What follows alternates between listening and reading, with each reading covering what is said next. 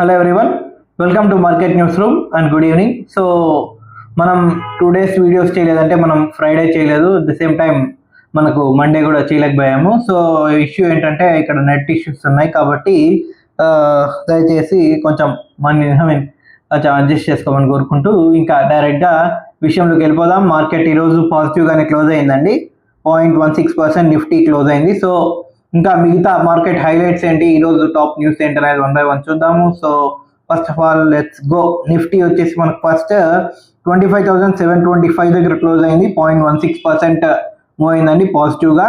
తర్వాత మనకు bank Nifty చూసుకుంటే 0.30% పాజిటివ్గా మూవ్ అయింది. ఇన్ఫాక్ట్ 0.36% పాజిటివ్గా మూవ్ అయింది. 61,174 దగ్గర క్లోజ్ అయిందండి. 83,450 దగ్గర మనకు సెన్సెక్స్ క్లోజ్ అయింది. 0.20% పాజిటివ్గా క్లోజ్ అయింది. సో అన్నీ కూడా పాజిటివ్గా క్లోజ్ అయ్యాయని చెప్పుకోవాలి. మనకు మిడ్ క్యాప్స్ కూడా 0.3% వరకు పాజిటివ్గా క్లోజ్ అయ్యాయి. తర్వాత మనకు స్మాల్ క్యాప్స్ కూడా 0.75% మనకు స్మాల్ క్యాప్స్లో మంచి మొమెంటం కనిపించింది ఈరోజు పాజిటివ్ సైడ్. సో ఓవరాల్గా మనకు పాజిటివ్ మొమెంటం అనేది కనిపించింది అనమాట ఓవరాల్ మార్కెట్కి సంబంధించి. ఇంకా సెక్టార్స్ వరకు మనం మాట్లాడుకుందాం. పిఎస్యూ బ్యాంక్స్ తర్వాత పాజిటివ్ అయిన సెక్టార్స్ ఇవి. సో ఏ సెక్టార్స్ పాజిటివ్గా క్లోజ్ అయ్యాయని మనం చూసుకుంటే PSU banks auto, IT, FMCG, media, defence and మన కన్జ్యూమర్ డ్యూరబుల్స్ అండ్ పిఎస్సి ఇవి మనకు పాజిటివ్గా క్లోజ్ అయ్యాయండి. మెయిన్గా ఐటీ సెక్టార్ గురించి మనం మాట్లాడుకుంటే మీ అందరికీ తెలిసిందే, మనకు సమిట్ జరుగుతుంది కదా, ఏఐ సమిట్ జరుగుతుంది. సో ఐటీకి సంబంధించి తర్వాత ఏఐకి సంబంధించి చాలా అనౌన్స్మెంట్స్ అయితే ఉన్నాయన్నమాట. ఆ అనౌన్స్మెంట్స్ వల్ల మనకు ఐటీ ఇండెక్స్ అనేది మూవ్ అయిందని చెప్పుకోవాలి. సో ఐటీ సెక్టార్ మెయిన్గా పాజిటివ్ సైడ్ రావడం అనేది కీ పాయింట్ మనకు. ఎందుకంటే మొమెంటం, మార్కెట్లో మొమెంటం తీసుకొచ్చే sector, one of the key సెక్టార్స్లో ఐటీ సెక్టార్ కూడా ఒకటి అనమాట. సో మనం చూసుకుంటే మంచి ర్యాలీ వచ్చింది మనకు మండే, కానీ ఓవరాల్గా అన్ని ఇండెక్సెస్ మనకు పాజిటివ్గా క్లోజ్ అయినా ఐటీ ఇండెక్స్ మాత్రం నెగిటివ్ సైడ్ వెళ్ళింది. సో ఈరోజు ఐటీ ఇండెక్స్ అనేది పాజిటివ్గా మూవ్ అయిందనమాట.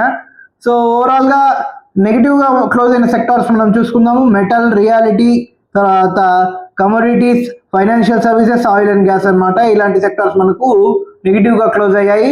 ఇంకా టాప్ గెయినర్స్ లిస్ట్లో కనుక మనం వెళ్తే Hindustan zinc, BSc, Hindustan copper, తర్వాత లెన్స్కార్ట్, తర్వాత engineers India and first cry ఇలాంటివి మనకు మెయిన్గా టాప్ గెయినర్స్ లిస్ట్లో ఉన్నాయి. టాప్ లూజర్స్ లిస్ట్లో కనుక మనం మాట్లాడుకుంటే టాప్ లూజర్స్ లిస్ట్లో ఫస్ట్ క్రై ఉందండి.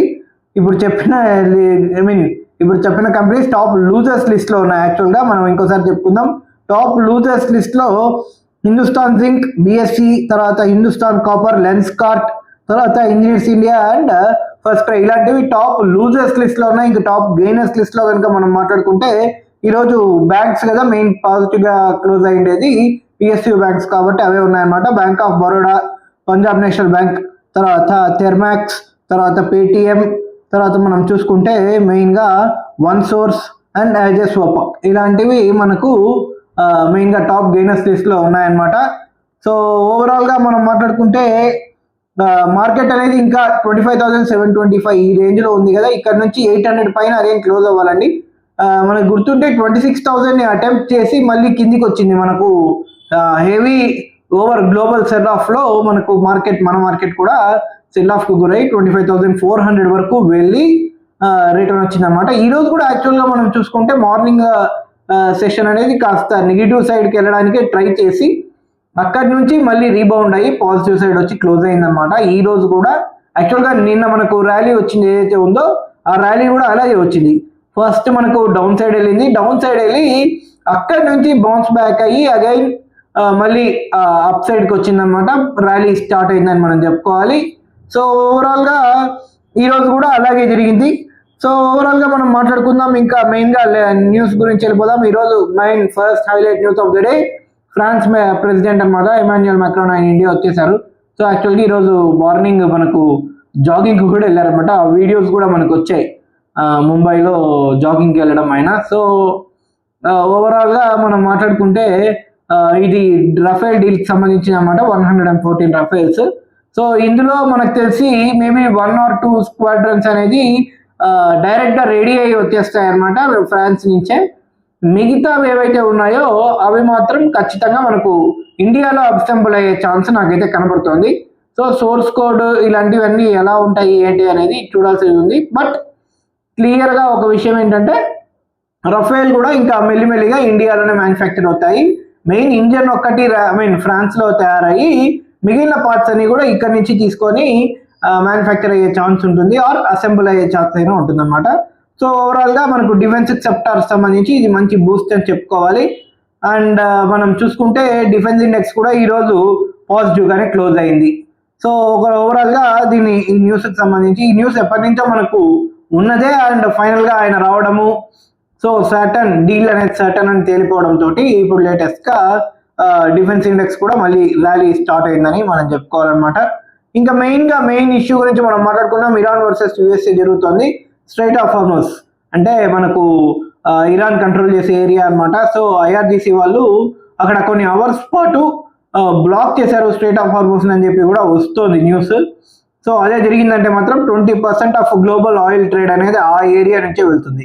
సో అక్కడి నుంచి వెళ్ళినప్పుడు ఏం జరుగుతుంది, ఆటోమేటిక్గా ఆ ఏరియా మొత్తం బ్లాక్ అవుతుంది కాబట్టి ట్రేడ్ ఖచ్చితంగా స్టాల్ అవుతుంది, కంప్లీట్గా ఆగిపోతుంది. కాబట్టి అక్కడ ఏం జరుగుతుంది అనేది చూడాలి. ఎందుకంటే అలా జరిగిందంటే మాత్రం ఖచ్చితంగా ఆయిల్ ప్రైజెస్ అనేది ఇప్పుడు అట్ ప్రెసెంట్ చూసుకుంటే $67.5 per barrel దగ్గర ఉందన్నమాట మనకు ఆయిల్ అనేది, బ్రెంట్ క్రూడ్ అనేది. సో అది అమాంతం ఖచ్చితంగా 75-80 వరకు వెళ్ళిపోయే ఛాన్స్ నాకైతే కనబడుతుంది. ఎందుకంటే ఇది చిన్న ఇష్యూ కాదన్నమాట. 20% ఆఫ్ గ్లోబల్ ఆయిల్ ట్రేడ్ అనేది ఆ ఏరియా నుంచే వెళ్తుంది. అండ్ ఒకవేళ ఇరాన్ ఆయిల్ ఎవరు కొననప్పటికీ, చైనా కొంటుంది రండి, బట్ ఒకవేళ మిగతా ఏ కంట్రీ కూడా కొనడానికి లేదు, శాంక్షన్స్ ఉన్నాయి కాబట్టి. సో ఒకవేళ ఈ చైనా చైనా కొన్నప్పటికీ మెయిన్గా ఎటువంటి కంట్రీకి వాళ్ళ సప్లై లేదు, బట్ ఆ రూట్ అనేది కంట్రోల్ వాళ్ళ చేతిలో ఉంది కాబట్టి ఖచ్చితంగా ఇంపాక్ట్ అయితే పడే ఛాన్స్ ఉంది.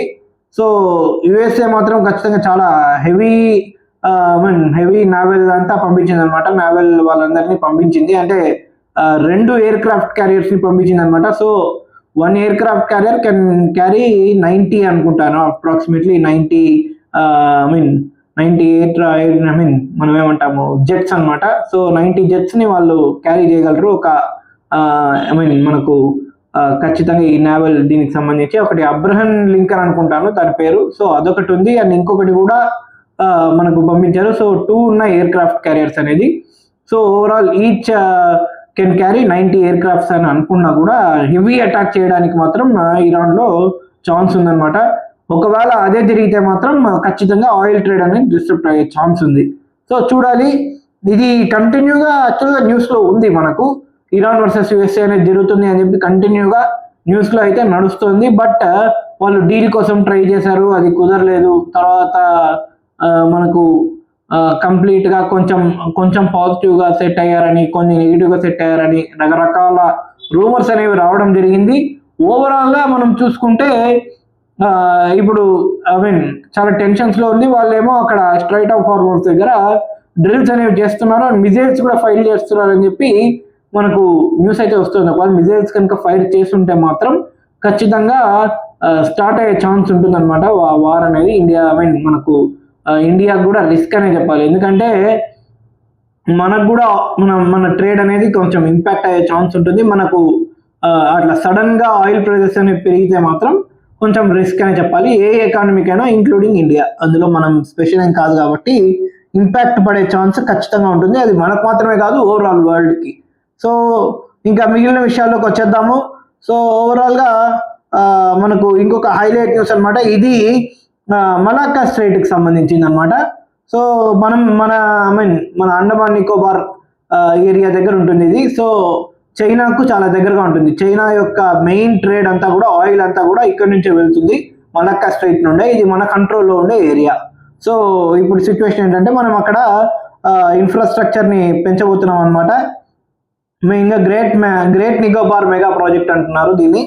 సో హెవీ పోర్ట్ అంటున్నారు. సో ఇది డీప్ సీ పోర్ట్ కూడా చెప్తున్నారు కంప్లీట్గా. సో ఏం జరుగుతుందంటే మనకు కంప్లీట్గా కంట్రోల్ అనేది వచ్చేస్తుంది ఆ ఏరియాలో.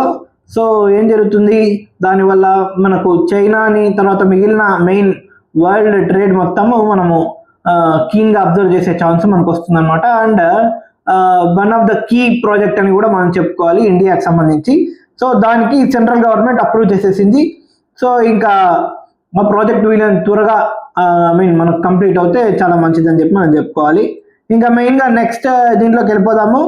సో ఒక న్యూస్ అనమాట, ఇది మనకు 2-3 డేస్ బ్యాకే వచ్చింది.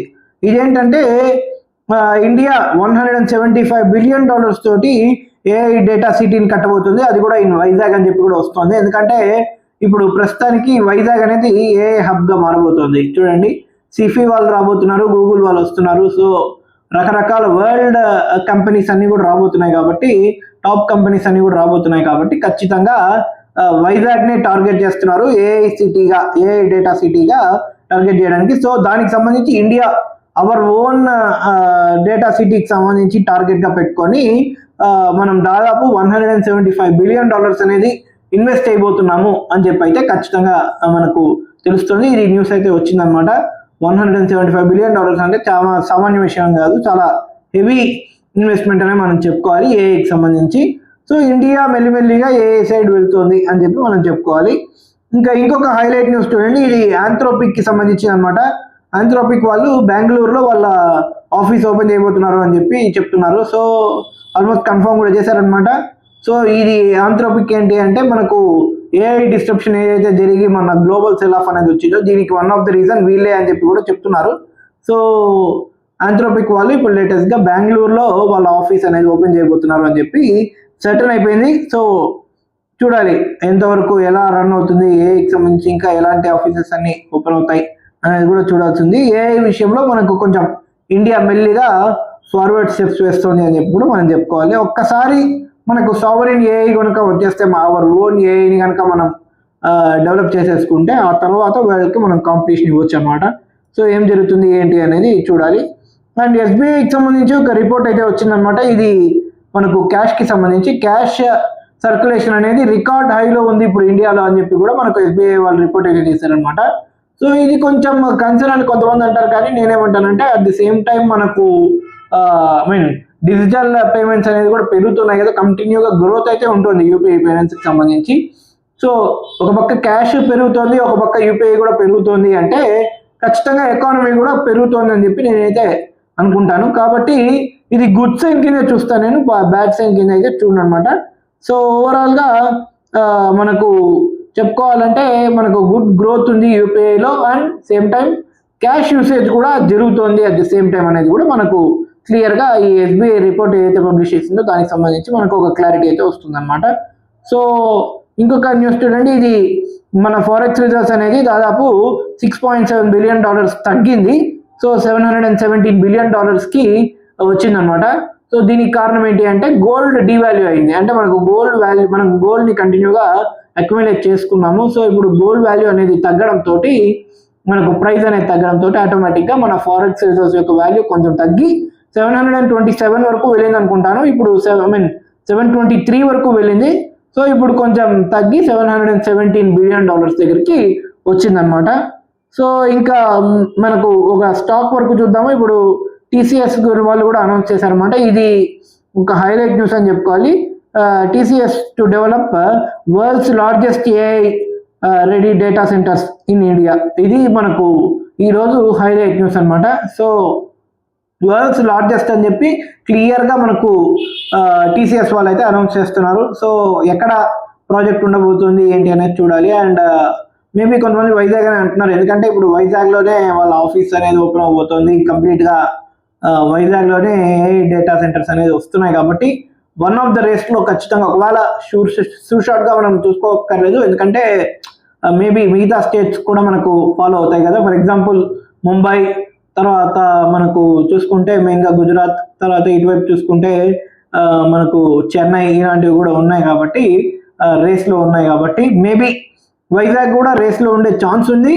బట్ నా ఎక్స్పెక్టేషన్ అయితే మేబీ వైజాగ్ వచ్చే ఛాన్స్ కూడా లేకపోలేదు అని చెప్పి నేనైతే అనుకుంటున్నాను. సో చూడాలి. టీసీఎస్ వాళ్ళు ఓవరాల్గా వరల్డ్స్ లార్జెస్ట్ ఏఐ డేటా సెంటర్ని వాళ్ళు అనౌన్స్ చేశారనమాట. సో ఓవరాల్గా మనం ఈరోజు ఇంకొక హైలైట్ న్యూస్ చూడండి. నెక్స్ట్ వీక్ మోడీ గారు ఇజ్రాయెల్ వెళ్ళబోతున్నారు. ఇది డిఫెన్స్ సెక్టార్కి again one of the key observation అని చెప్పి నేను చెప్తాను అనమాట. డిఫెన్స్ సెక్టార్ టైస్ అనేది ఖచ్చితంగా వీళ్ళతోటి మెయిన్గా ఇజ్రాయెల్తో మనకు ఉండే టైస్ అనేది మెయిన్గా డిఫెన్స్కి సంబంధించింది అనమాట. సో ఖచ్చితంగా డిఫెన్స్కి సంబంధించి ఏదైనా మనకు అగ్రిమెంట్స్ ఉండే ఛాన్స్ ఏదైనా ఉందా అనేది కూడా మనం చూడాలన్నమాట. సో మోడీ గారు నెక్స్ట్ వీక్ వెళ్ళబోతున్నారు ఇజ్రాయెల్కి. అండర్ ఒక విషయం గుర్తుపెట్టుకోవాలి, ఈ హెవీ టెన్షన్స్ సబ్టెన్సెస్ తోటి, ఎందుకంటే యుఎస్ఏ వర్సెస్ ఇరాన్ అంటే మెయిన్గా జరుగుతుండేది ఇజ్రాయెల్ గురించే. సో యాక్చువల్గా ఇజ్రాయెల్ యుఎస్ఏ వర్సెస్ ఇరాన్ అనమాట. సో ఇప్పుడు ఈ టైంలో మోడీ గారు ఖచ్చితంగా ఇజ్రాయెల్ వెళ్ళడం అనేది కీ పాయింట్ అని చెప్పి మనం చెప్పుకోవాలి. ఇంకా మెయిన్గా గోల్డ్ దీనికి వచ్చేద్దాము. గోల్డ్ వచ్చేసి మనకు 0.87% తగ్గింది. సో ఇక్కడ ఒక విషయం మనం చెప్పుకోవాలి, లాస్ట్ మనకు వీకెండ్లో ఒక హైలైట్ న్యూస్ అనేది వచ్చిందనమాట. రష్యా వాళ్ళు మళ్ళీ తిరిగి డాలర్ పేమెంట్స్లోకి వస్తారు అని చెప్పి కూడా వస్తుంది న్యూస్ అనేది. ఒక రూమర్ అయితే నడుస్తుంది, ఇది రూమరు కాదు అనేది కూడా మనకు సర్టన్ లేదు, ఎందుకంటే రష్యా వాళ్ళు మాట్లాడినట్టే వస్తుంది అనమాట. కాబట్టి ప్యూర్ అఫీషియల్ కాదు అట్లా అని చెప్పి రూమర్ కూడా కాదు. కాబట్టి రష్యా వాళ్ళు మళ్ళీ తిరిగి డాలర్లోకి వస్తున్నారు అని చెప్పి మనం అనుకుంటే మాత్రం డీడాలరైజేషన్ అనేది ఏదైతే ప్రపంచంలో ప్రస్తుతం నడుస్తుందో అది స్టాప్ అయ్యే ఛాన్స్ ఉంటుందన్నమాట. సో మెయిన్గా మనకు దెబ్బ అని అడిగితే మనకు కాదు, చైనాకు హెవీ లాస్ అని చెప్పి మనం చెప్పుకోవాలి. సో ఖచ్చితంగా ఇది ఇక్కడ ఏం జరుగుతుందంటే రష్యా యుఎస్ఏ మంచిగా ఎంగేజ్ అయ్యాయి అంటే మాత్రం చైనాకే మెయిన్ ఎఫెక్ట్ అనేది పడే ఛాన్స్ ఎక్కువగా ఉందన్నమాట.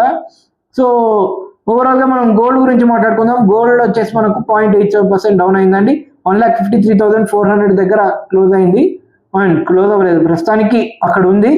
సో మనకు ఇంకా సిల్వర్ గురించి మాట్లాడుకుంటే సిల్వర్ మాత్రం 2.5% డౌన్ సైడ్ వెళ్ళింది. 2,33,900 దగ్గర ఉందండి, 950 దగ్గర ఉంది. సో సిల్వర్ కూడా హెవీ కరెక్షన్ అనేది కంటిన్యూ అవుతుంది. 2,33,000 దగ్గరకు వచ్చింది. అట్ ఏ టైం మనం ఒకసారి చూసుకుంటే 4,60,000 టచ్ చేసింది అట్ హై. సో ఇప్పుడు అట్ ప్రెసెంట్ 2,33,000 దగ్గర ఉంది. సో మామూలు ఫాల్ కాదు కదా మనకి, ఇది దాదాపు 40% అనుకుంటాను ఓవరాల్గా మనకు డౌన్ సైడ్ వచ్చింది. ఎంత హెవీ డౌన్ సైడ్ వచ్చింది అనేది మనం ఒకసారి చూస్తే అర్థమవుతుంది. ఇంకా క్రూడ్ ఆయిల్ వరకు మనం చూసుకుంటే క్రూడ్ ఆయిల్ దాదాపు 1.35% పెరిగింది అండర్ హెవీ టెన్షన్స్. మీకు తెలిసిందే ఇందాక మనం మాట్లాడుకున్నట్టు స్ట్రైట్ ఆఫ్ హార్మస్ దగ్గర దాదాపు $67.50 పర్ బ్యారెల్ దగ్గరికి వచ్చింది. సో ఇది ఇంకా పెరిగే ఛాన్స్ ఉంది ఒకవేళ టెన్షన్స్ ఇలాగే కంటిన్యూ అవుతాయి. ఇంకా మెయిన్గా మనకు డాలర్ వచ్చేసి 90.6, 90.7 ఇక్కడే తిరుగుతుంది అనమాట. డాలర్స్ పర్ రూపీ అది మనకు. సో 90 రూపీస్ 69 పైస్ దగ్గర ఉంది పర్ డాలర్. సో ఓవరాల్గా మనకు ఇది కొంచెం డౌన్ సైడ్ రావాలని మనం కోరుకుంటాం, కానీ స్టడీగా ఒక ప్లేస్లో ఉండిపోయిందని చెప్పుకోవాలి. 90.5, 90.6, 90.7 ఈ రేంజ్లోనే మనకు తిరుగుతోంది. సో చూడాలి ఎప్పుడు ఇంకొంచెం కిందికి వస్తుందా లేకపోతే ఇదే ప్లేస్లో స్టెబిలైజ్ అవుతుందా అనేది కూడా చూడాల్సి ఉందన్నమాట. సో చూద్దాం ఎలా మూవ్ అవుతుంది ఫర్దర్గా అనేది. ఓవరాల్గా ఇది మనకి ఈరోజు highlight news of the day. చివరి దాకా వీడియోని చూసినందుకు థ్యాంక్ యూ సో మచ్. మా కంటెంట్ మీకు నచ్చినట్టయితే తప్పకుండా వీడియోని లైక్ చేయండి, షేర్ చేయండి అండ్ ఛానల్ కూడా సబ్స్క్రైబ్ చేసుకోండి. మళ్ళీ రేపు మార్కెట్ అనాలిసిస్ వీడియోలో మళ్ళీ కలుద్దాం. Until then take care, bye bye and good night.